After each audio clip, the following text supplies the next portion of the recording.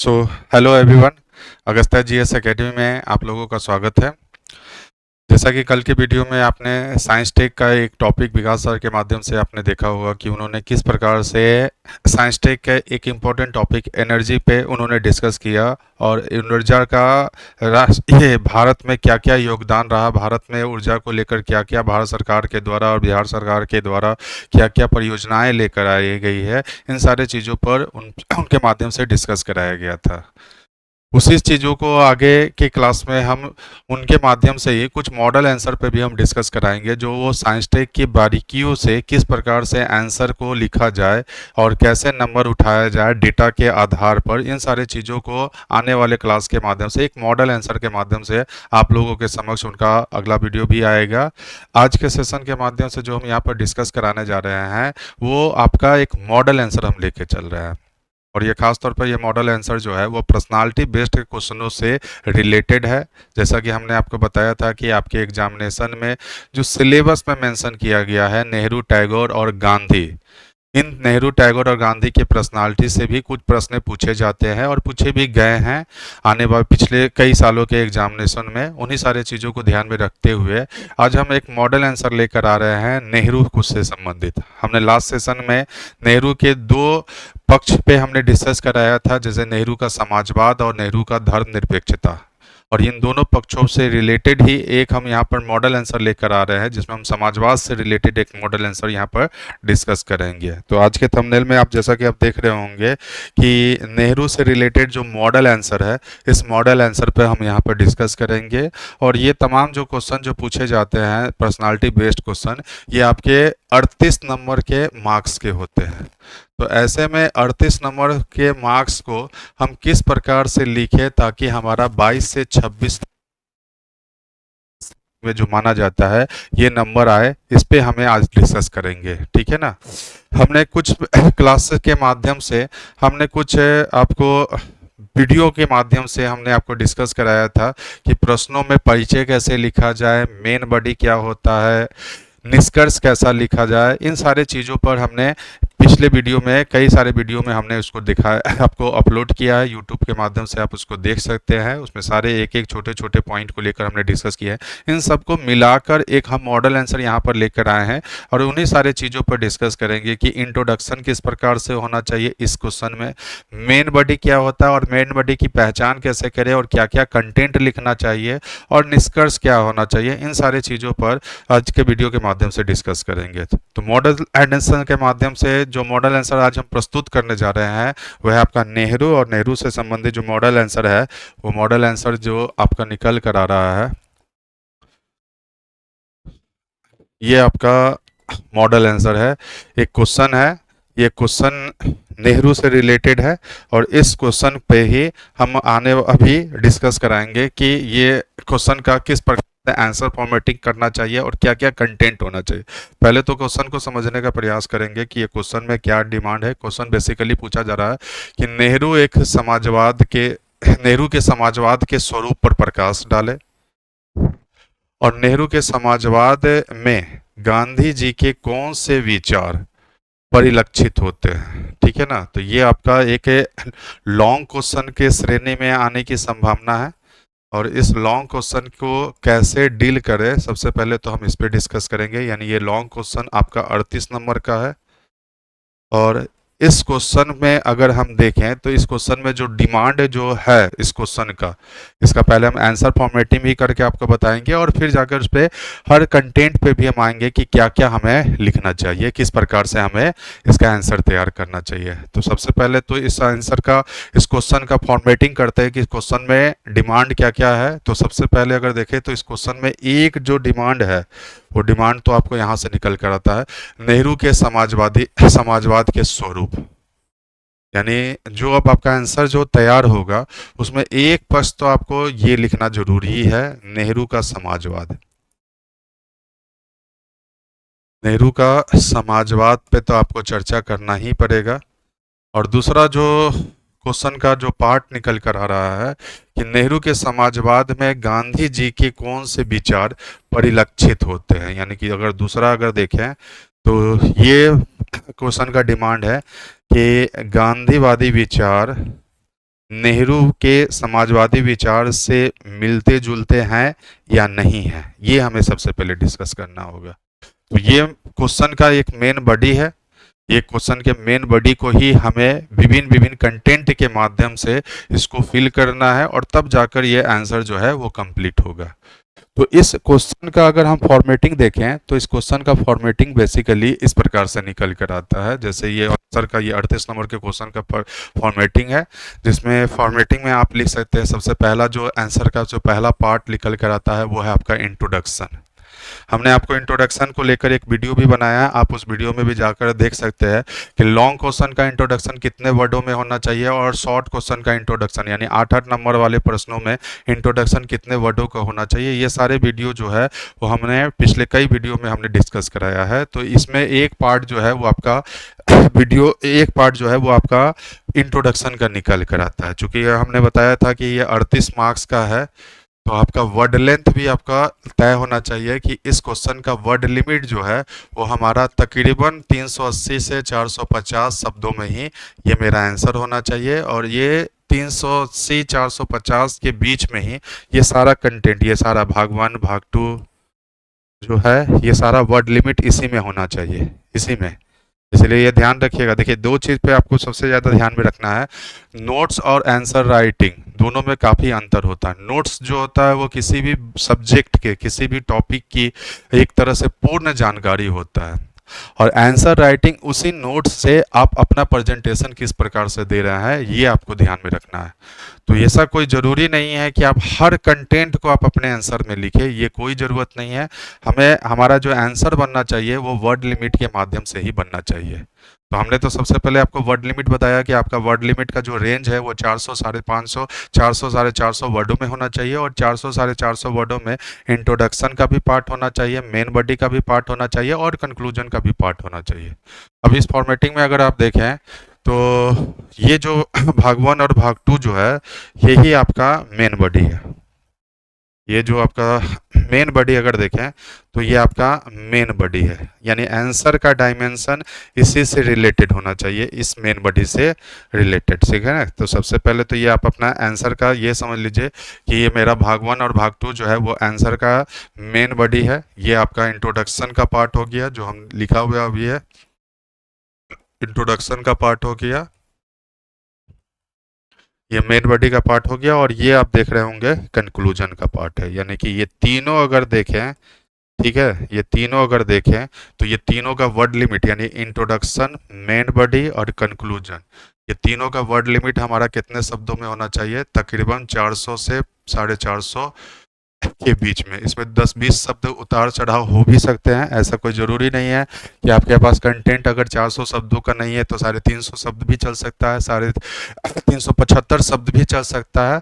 ये ऐसा कोई हार्ड एंड फास्ट नहीं है कि हमको 450, लेकिन अगर इस रेंज में अगर आप लिखते हैं, ऐसा कोई हार्ड एंड फास्ट रूल नहीं है कि 450 में ही आंसर कंप्लीट कर देना। अगर आपके पास कंटेंट 475 भी निकल कर आ रहा है, 500 भी अगर निकल कर आ रहा है तो भी चलेगा, लेकिन 500 से ज़्यादा आपका आंसर का नहीं होना चाहिए लॉन्ग क्वेश्चन को लेकर। तो ये आपका सारा चीज़ों को ये हमने एक फॉर्मेटिंग के माध्यम से यहाँ पर डिस्कस कराया है कि ये सभी पार्ट होना चाहिए। अब इस पे हमें एक एक चीज़ पे डिस्कस करना चाहिए। एक इंट्रोडक्शन के रूप में हम यहीं पर बता देते हैं, आपको भरभली चर्चा कर देते हैं कि इस क्वेश्चन का इंट्रोडक्शन किस प्रकार से होना चाहिए। सबसे पहला तो इंट्रोडक्शन ही हमें समझना होगा। तो इस इंट्रोडक्शन का वर्ड लिमिट जो है तकरीबन 40 से 60 शब्दों में ये वर्ड लिमिट होना चाहिए, और इस 40 से 60 शब्दों में ही आप इसका एक इंट्रोडक्शन दे सकते हैं। जैसे अगर हम बात करें इसका इंट्रोडक्शन के रूप में कि हम किस प्रकार से इसका इंट्रोडक्शन इसमें डालें, तो चूंकि कांग्रेस के मंच से नेहरू की राजनीति शुरू हुआ, नेहरू की राजनीति एक समाजवादी विचारधारा से प्रेरित रहा, तो हम इसका इंट्रोडक्शन इस प्रकार से बना सकते हैं कि भरवली में अभी बात कर रहा हूँ, इसको ध्यानपूर्वक सुनिएगा कि इंट्रोडक्शन अगर ऐसे लिख रहे हैं तो 40 से 60 शब्दों में ये इंट्रोडक्शन जो है वो आपका एक सही इंट्रोडक्शन निकल कर आ जाएगा। राष्ट्रीय आंदोलन के दौरान नेहरू एक समाजवादी नेता के रूप में उभरे और उन्होंने कांग्रेस के मंच के भीतर वामपंथी विचारधारा को प्रसारित करने का प्रयास किया, और 1927 के बाद उनके कई ऐसे विचार जो है वो समाजवादी विचारधारा को दर्शाता है जो कांग्रेस के मंच से परिलक्षित होता है। तो ये आपका एक सटीक जो है, जो हमने अभी भर्बली आपको बताया कि नेहरू राष्ट्रीय आंदोलन में एक समाजवादी नेता के रूप में उभरे और कांग्रेस के भीतर जो है वो समाजवादी या वामपंथी विचारधारा का प्रवेश कराया। खास तौर पर 1927 के बाद हमें कई ऐसे आधार नजर आते हैं जो उनके समाजवादी विचारधारा को परिलक्षित करता है। तो ये आपका एक इंट्रोडक्शन का पार्ट है जो तकरीबन 40 से 60 शब्दों में भी निकल कर आ सकता है। इंट्रोडक्शन आप कई आयामों में भी लिख सकते हैं। आप लिख सकते हैं कि कांग्रेस में समाजवादी विचारधारा का प्रवेश कराने वाले एक नेहरू एक महत्वपूर्ण नेता के रूप में जाने गए। नेहरू और सुभाष चंद्र बोस जैसे इत्यादि नेताओं ने कांग्रेस के मंच में समाजवादी विचारों का प्रसार कराया और ये विचारधारा साइमन आयोग के पश्चात या 1927 के पश्चात कांग्रेस के मंच पर दिखने को मिलती है, अलग अलग अधिवेशनों के माध्यम से या अलग अलग आंदोलनों के माध्यम से। आप ऐसे भी इंट्रोडक्शन बना सकते हैं। इंट्रोडक्शन के कई सारे आधार हो सकते हैं, बस आपको थीम समझना होगा कि हमें इंट्रोडक्शन देना क्या है। और ये थीम आपको समझने के लिए क्वेश्चन के डिमांड को समझना है कि क्वेश्चन का डिमांड एक समाजवाद से रिलेटेड है तो हमारा इंट्रोडक्शन भी इसी से रिलेटेड होना चाहिए। ठीक है, तो ये इंट्रोडक्शन का पार्ट हो गया। अब दूसरा जो पार्ट निकल कर आ रहा है वो आपको इस पे डिस्कस करना होगा कि नेहरू का समाजवाद का स्वरूप। तो चूंकि हमने इसका लेकर एक वीडियो ही आपको बना बताया होगा, नेहरू और समाजवाद, आप वीडियो पर जाकर देख सकते हैं कि हम एक टॉपिक ही आपको डिस्कस करवाया था, नेहरू और समाजवाद। और नेहरू और समाजवाद को हमने दो एंगल में उस कराया था। एक राष्ट्रीय आंदोलन के दौरान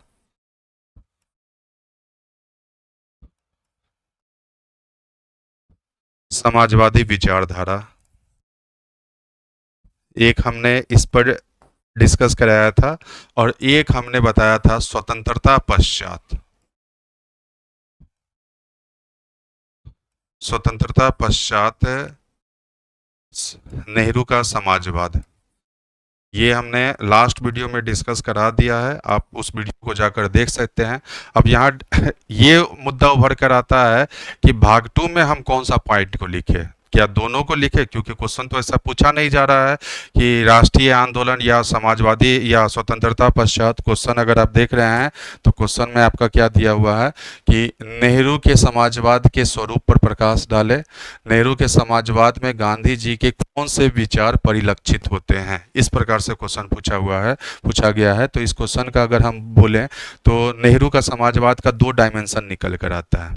तो फर्स्ट डायमेंशन जो आपका बनेगा ये भाग 2 में, ये आपका इस पे चर्चा कर देना होगा, इस वाले पार्ट में, यानी कि राष्ट्रीय आंदोलन के दौरान जो उनकी समाजवादी विचारधारा है इसको आपको पहले डिस्कस करा देना है। और देन जो है इसके पश्चात जो है ये जो बात पूछा जा रहा है स्वतंत्रता पश्चात नेहरू के समाजवाद, तो 1947 के बाद नेहरू के समाजवादी विचारधारा में ही गांधीवादी विचारधारा परिलक्षित होता है। ये दोनों भाग 2 और भाग 3 जो है वो आपका आंसर का मेन बॉडी निकल कर आता है, जो यहाँ पर हम इस पे एक एक करके डिस्कस करने जा रहे हैं। जैसे भाग 2 में अगर हम देखें तो भाग 2 में जो बात कहा गया है ये वाला पॉइंट है, नेहरू का समाजवाद। यानी कि जो हमने यहाँ पर आपको ये बताया कि हमारा भाग 2 को पहले एक्सप्लेन करना है, और भाग 2 बेसिकली किससे जुड़ा हुआ है, राष्ट्रीय आंदोलन में नेहरू का समाजवाद। तो इसको पहले हमें डिफाइन करना होगा। तो ये आपका सेकंड पैराग्राफ जो है वो आपका निकल कर आएगा, आप सेकंड पैराग्राफ के माध्यम से भी इसको डिस्कस करना होगा। जैसे आप बता सकते हैं कि नेहरू राष्ट्रीय आंदोलन में एक समाजवादी नेता के रूप में उभरे, और ये समाजवादी विचारधारा का प्रसार कांग्रेस के मंच पर जब आया तो उन्होंने अलग ढंग से स्वतंत्रता को परिभाषित किया। तो जैसा कि आप बता सकते हैं कि इसमें कि राष्ट्रीय आंदोलन के दौरान उन्होंने कांग्रेस के मंच से स्वतंत्रता को एक अलग ढंग से परिभाषित किया, जहां पहले स्वतंत्रता का तात्पर्य राजनीतिक स्वतंत्रता था। नेहरू के समाजवादी विचारधारा ने इस राजनीतिक स्वतंत्रता के जगह जो स्वतंत्रता का एक नया रूप परिभाषित किया वो था आपका आर्थिक और सामाजिक स्वतंत्रता। आर्थिक और समाज स्वतंत्रता। तो आपको ये पहले डिफाइन करना होगा कि समाजवादी स्वरूप के तहत नेहरू ने स्वतंत्रता को एक अलग ढंग से परिभाषित किया। जहां पहले राजनीतिक स्वतंत्रता ही एकमात्र स्वतंत्रता माना जाता था, अब कांग्रेस के मंच पर स्वतंत्रता को एक नई ढंग से परिभाषित किया गया और इसका तात्पर्य निकला आर्थिक और सामाजिक स्वतंत्रता ही वास्तविक स्वतंत्रता है। और इस आर्थिक और सामाजिक स्वतंत्रता की समाप्ति को आर्थिक और सामाजिक स्वतंत्रता को प्राप्त करने के लिए हमें शोषण के सभी तत्वों को समाप्त करना होगा। यानी शोषण से मुक्ति दिलाकर ही हम इसे प्राप्त कर सकते हैं। यानी आर्थिक शोषण और सामाजिक शोषण से मुक्ति ही वास्तविक स्वतंत्रता है। यानी इस चीज़ों को आपको एक्सप्लेन कर देना होगा। आर्थिक शोषण और सामाजिक शोषण से मुक्ति ही वास्तविक स्वतंत्रता है। सामाजिक शोषण से मुक्ति ही वास्तविक स्वतंत्रता। और इसे प्राप्त करने के लिए नेहरू ने जो लक्ष्य निर्धारित किया वो लक्ष्य था पूर्ण स्वराज। ये एक पैराग्राफ के माध्यम से हम आपको बता रहे हैं कि आपका एक डायमेंशन निकल कर आ रहा है। ये सारा चीज़ है। तो आप इस प्रकार से पहले ये बताइए कि नेहरू के समाजवादी विचारधारा के अंतर्गत स्वतंत्रता का वास्तविक उद्देश्य आर्थिक और सामाजिक स्वतंत्रता है, जिसका एकमात्र ध्येय है शोषण के तमाम से मुक्ति दिलाना, चाहे वो आर्थिक शोषण हो या सामाजिक शोषण हो। और इसके मुक्ति के लिए उन्होंने पूर्ण स्वराज पारित कराने का प्रयास किया। और इसका कुछ एग्जाम्पल आपको पुट कर देना है जो आपके फैक्ट के रूप में काम करे। हमने आपको बताया कि आंसर में फैक्ट होना काफ़ी ज़रूरी है। विदाउट फैक्ट अगर आप आंसर लिख रहे हैं तो वो एक स्टोरी निकल कर आ जाएगा। तो जैसा कि स्वतंत्रता का वास्तविक अर्थ है पूर्ण स्वराज, तो इस पूर्ण स्वराज को प्राप्त करने का जो फैक्ट है आप इस फैक्ट को मेंशन कर दीजिए, जो हमने लास्ट वीडियो में आपको बताया होगा कि उन्होंने पहला 1927 के मद्रास अधिवेशन में प्रयास किया पूर्ण स्वराज को पारित कराने के लिए। हालांकि वो सफल नहीं हुए, तब जाकर उन्होंने 1929 के लाहौर अधिवेशन में पूर्ण स्वराज को पारित कराया। और इस माध्यम से आप बता सकते हैं कि पूर्ण स्वराज का प्रस्ताव पारित होना वो नेहरू की समाजवादी अभिव्यक्ति को दर्शाता। आप इतने कंटेंट को अगर आप लिख रहे हैं तो ये 40 से 50 शब्दों में ये कंटेंट एक तैयार हो जाएगा आपके मेन बॉडी का। तो ये आपका एक मेन बॉडी का पार्ट हो गया। उसी प्रकार से नेहरू के समाजवादी विचारधारा का मैं इसको हटा देता हूँ। ये एक एक कंटेंट पे हम डिस्कस करेंगे, तब जाकर आपका ये आंसर निकल कर आएगा। ठीक है ना। ये सारी चीज़ों को लेकर ये ध्यान रखिएगा। हाँ, एक अनाउंसमेंट मैं फिर से आप लोगों को कर देता हूँ कि ये जो आपका बैच है, ये प्रज्ञान बैच, ये 8 तारीख से आपकी शुरू हो चुकी है। ये बैच पूरा आपका मेंस ओरिएंटेड बैच है। बहुत सारे लड़के इस बैच में इनरोल भी करा चुके हैं।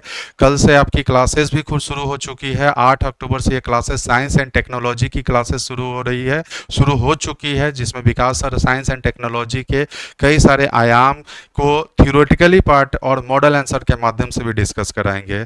और आने वाले समय में जब हिस्ट्री की क्लासेस चलेगी तो जैसा आज हम मॉडल आंसर आपको बता रहे हैं, वैसे वो कई सारे मॉडल आंसर जो है वो आपके उस पेड बैच पे वो आपकी चलेगी। ये तो हमने आपको एक डेमो के रूप में आपको बताया है कि इस प्रकार से आपकी जो है वो क्लासेज जो है वो आने वाले समय में चलेगी। और हर टॉपिक से कई सारे मॉडल आंसर को डिस्कस कराएंगे ये चीज़ को। तो ये प्रज्ञान बैच जो है वो 8 अक्टूबर से आपकी शुरू हो चुकी है। ये बैच फुल्ली आपका मेंस ओरिएंटेड बैच है। और ये ध्यान रखिएगा, ये सिलेबस अकॉर्डिंग बैच है, इसलिए इस पर थोड़ा सा भी डाउट नहीं रखिएगा कि सर ये तो 71 के लिए बैच है। ये 71, 72, 73 सारे एग्जामिनेशन यानी मेंस के हर टॉपिक को यहाँ पर डिस्कस कराया जा रहा है, इसलिए सिलेबस को कवर कराकर ये कराया जाएगा इस बैच के माध्यम से। इस प्रज्ञान बैच में अलग अलग फैकल्टी है जो वो आपको अलग अलग सब्जेक्ट पे डिस्कस कराएंगे। इसके अलावा इस पे हमने आपको बताया है कि इस बैच में मेंटोरशिप प्रोग्राम भी हम लेकर आए हैं, जिसमें अलग अलग सफल व्यक्ति जो है वो आप लोगों को पर्सनल गाइड करेंगे। और आंसर के दौरान तैयारी के दौरान या आंसर लिखने के दौरान या प्रीलिम्स के दौरान उन्होंने किस किस प्रकार की स्ट्रैटेजी अपनाया, कैसे उन्होंने प्रीलिम्स को फॉलो किया, प्रीलिम्स की तैयारी को उन्होंने तैयार किया, मेंस की तैयारी के लिए उन्होंने क्या स्ट्रैटेजी अपनाया, और आंसर राइटिंग में कैसे उन्होंने इम्प्रूवमेंट लाया, इन सारे चीज़ों के द्वारा, इन सारी चीज़ों को आने वाले समय में मेंटोर्स के माध्यम से डिस्कस कराया जाएगा, ये सारी चीज़ों के लिए। इसके अलावा हमने आपको बताया होगा कि एक सेपरेट बैच भी आप लोगों का है, साइंस एंड टेक्नोलॉजी का बैच, जो विकास सर का ये बैच है, जिसमें केवल साइंस एंड टेक्नोलॉजी का होगा, जिसमें थ्योरेटिकली और मॉडल आंसर के साथ ही डिस्कस कराया जाएगा। उसके अलावा एक बैच जो है वो आपका सिर्फ केवल आर्ट एंड कल्चर और मॉडर्न इंडिया और करंट अफेयर्स की क्लासेस जो है वो जिसमें सिर्फ सेपरेटली होगा। अगर आप पूरे कंबाइंड बैच को ले रहे हैं तो ये आपका कंबाइंड बैच है। ये कंबाइंड बैच का नाम है प्रज्ञान बैच। आप गूगल प्ले स्टोर से अगस्त्या जीएस एकेडमी का ऐप डाउनलोड कर कर मेन कोर्स में प्रज्ञान बैच को आप परचेज कर सकते हैं, साइंस एंड टेक्नोलॉजी के बैच को आप परचेज कर सकते हैं, modern history art and culture के बैच को परचेज कर सकते हैं।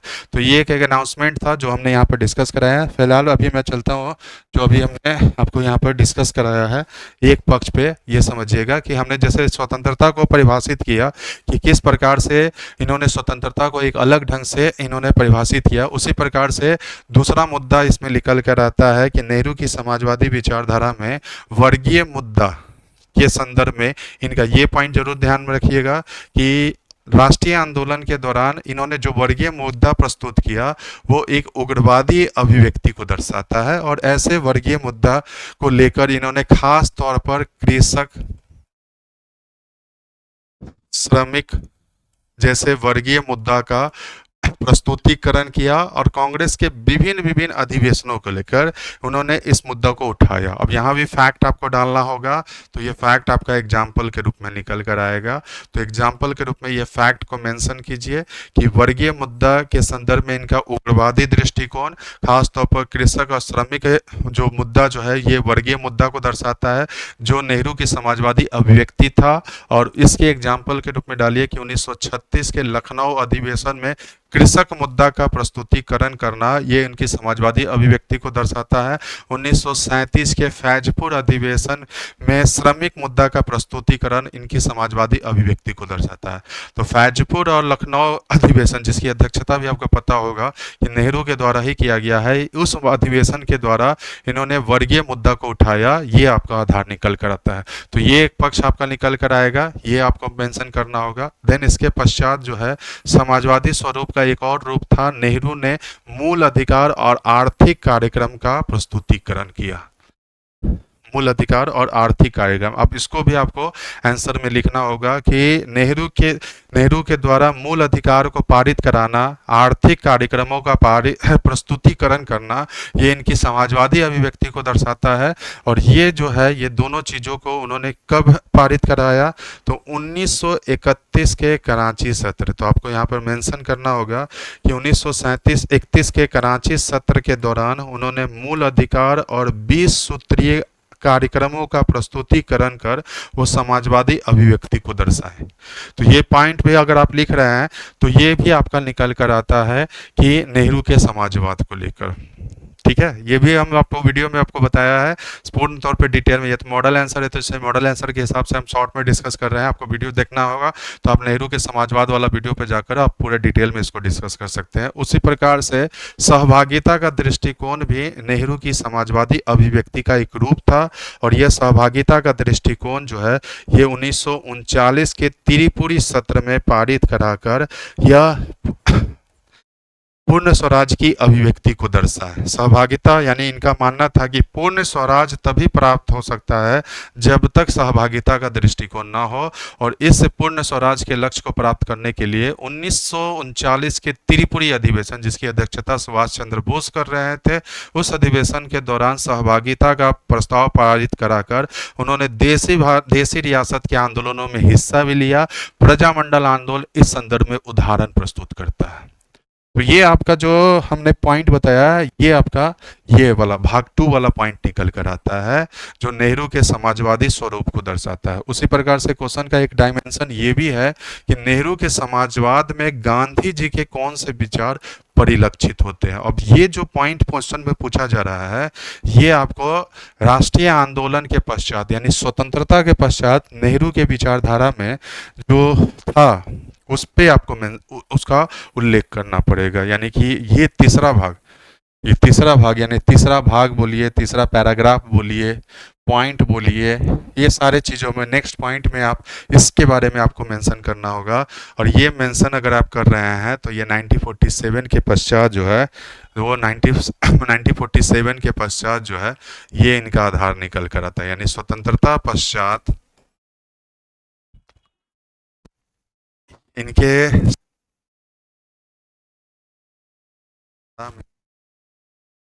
समाजवादी विचारधारा जो था उस विचारधारा में गांधीवादी तत्व भी परिलक्षित होते हैं। आपको इसको मेंशन करना होगा और इसको भी कुछ कंटेंट के माध्यम से आपको बताना होगा, जो हमने लास्ट वीडियो में यहाँ पर डिस्कस कराया था। ठीक है ना, तो आप उस लास्ट वीडियो में जाकर वो पॉइंट को भी डिस्कस देख सकते हैं। फिलहाल मैं यहाँ पर मेंशन कर देता हूँ कि वो कौन सा पॉइंट है जो गांधीवादी विचारधारा का रूप था, जो इनका स्वतंत्रता पश्चात समाजवादी विचारधारा का आधार निकल कर आया। जैसे अगर देखें गांधीवादी विचारधारा स्वतंत्रता के पश्चात, जैसे राष्ट्रीय आंदोलन में हमने अभी बताया कि राष्ट्रीय आंदोलन में ये एक उग्रवादी समाजवादी नेता के रूप में जाने जाते थे, यानी समाजवाद को उग्र रूप से लागू करना चाह रहे थे।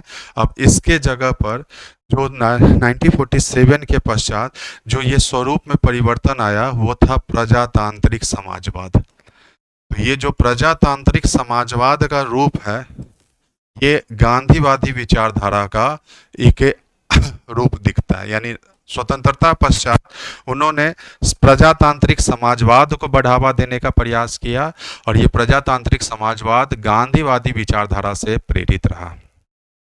1947 के पश्चात अगर देखें तो गांधीवादी आदर्श का एक और रूप आप यहाँ पर मेंशन कर सकते हैं, वो है क्रमिक समाजवाद पर जोर। यानी जहां राष्ट्रीय आंदोलन के दौरान उग्र समाजवाद को लागू करना चाह रहे थे, उसी प्रकार से इनका मानना था क्रमिक समाजवाद को आरोपित करना। और ऐसे क्रमिक समाजवाद को आरोपित करने के लिए इनका मानना था कि साधन हमारा सही होना चाहिए। जैसे गांधी का जो विचार है साध्य और साधन को लेकर, जैसे जब हम गांधी का पढ़ाएंगे आप लोगों को उसमें डिस्कस कराएंगे कि जी किस प्रकार से गांधी का मानना था कि साध्य जितना पवित्र हो उतना साधन भी मेरा पवित्र होना चाहिए। उसी प्रकार से नेहरू का भी मानना था कि क्रमिक समाजवाद या प्रजातांत्रिक समाजवाद को आरोपित करने के लिए हमें साधन भी सही होना चाहिए। और ये सही साधन यानी कि क्रमिक समाजवाद को क्रियान्वित करने के लिए इन्होंने सही साधन पर जोर दिया। अब यहाँ पर यह समझना है कि समाजवाद बेसिकली साध्य हो गया, यानी जिस प्रकार से समाजवाद नेहरू का साध्य है उसी प्रकार से क्रमिक समाजवाद लाना, प्रजातांत्रिक समाजवाद लाना, यह नेहरू का सही साधन का आधार बनता है।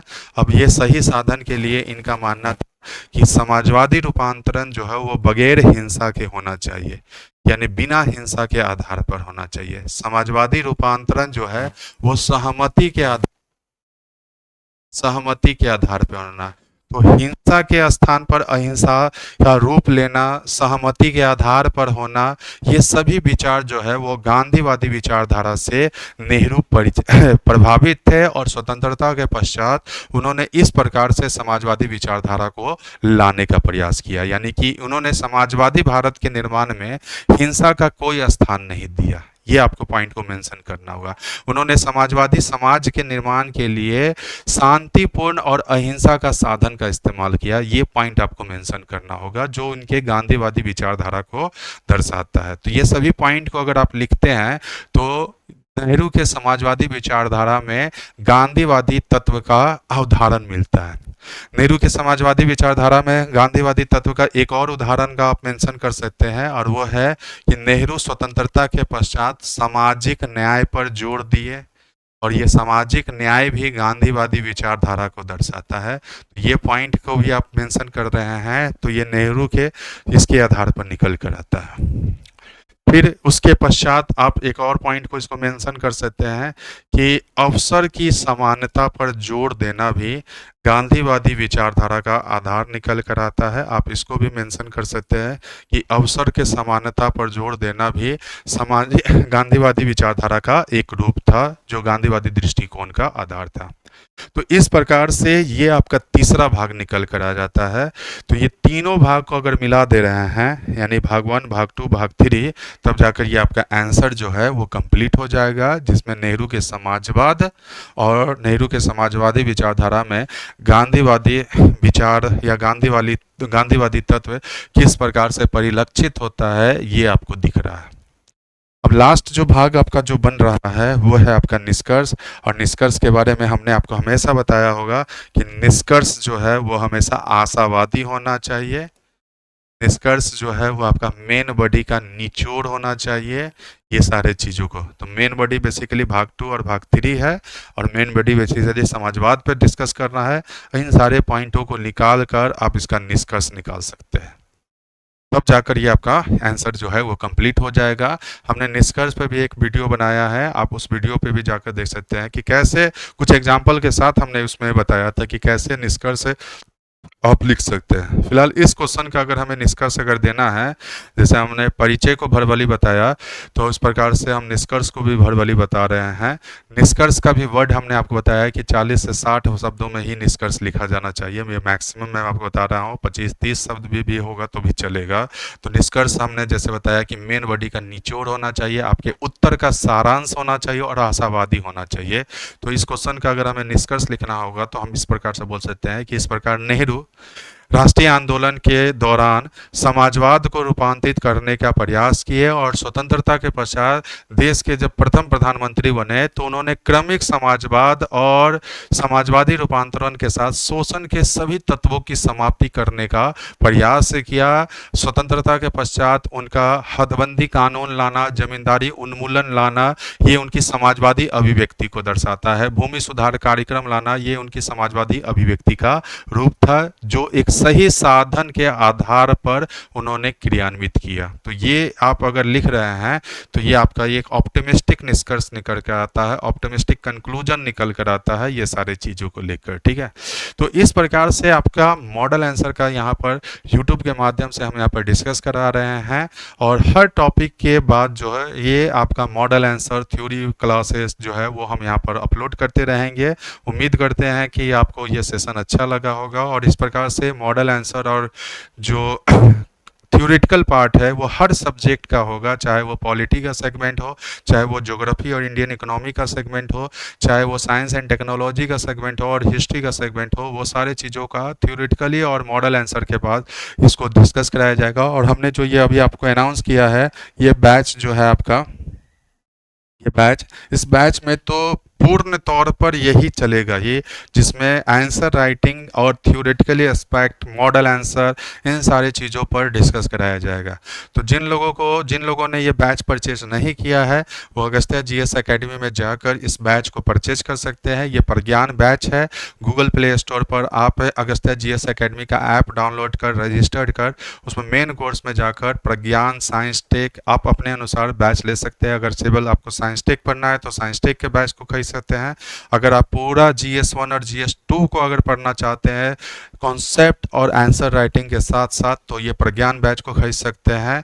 और इस प्रज्ञान बैच के माध्यम से आपका पूरा मेंस की सिलेबस कवर कराई जाएगी, जो आने वाले 71, 72, 73 हर आपके मेंस के लिए ये कवर होगा। मैं फिर से बोल रहा हूँ, ये कोई गेस वाला टॉपिक की बैच नहीं है कि 71 के लिए है, बल्कि ये सिलेबस ओरिएंटेड क्लासेज है और सिलेबस के अनुसार आपकी टॉपिक यहाँ पर कवर कराया जाएगा। तो उम्मीद करते हैं कि आज का सेशन अच्छा लगा होगा तो इसे लाइक, कमेंट, शेयर जरूर कीजिएगा। नेक्स्ट वीडियो के माध्यम से हम थ्योरी या मॉडल आंसर के माध्यम से कुछ नए टॉपिकों पर हम यहाँ पर डिस्कस करेंगे। तो आज के सेशन को यहीं पर एंड करते हैं। Okay, thank you.